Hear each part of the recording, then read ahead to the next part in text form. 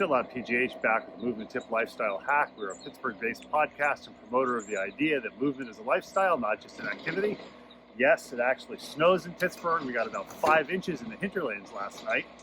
And one of the things we're doing for the month of February is promoting ideas to make it easier or more convenient to move outside. So we've got snow, we've got to move it. And one of the things I've had for 3 years is a DMOS shovel. It's an expensive shovel, but I highly recommend it if you expect to do snow shoveling. The reason for it, it's lightweight and aluminum.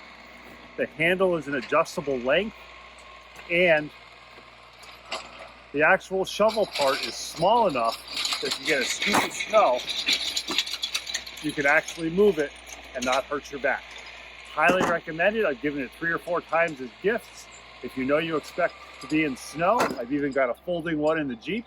Check out DMOS shovels.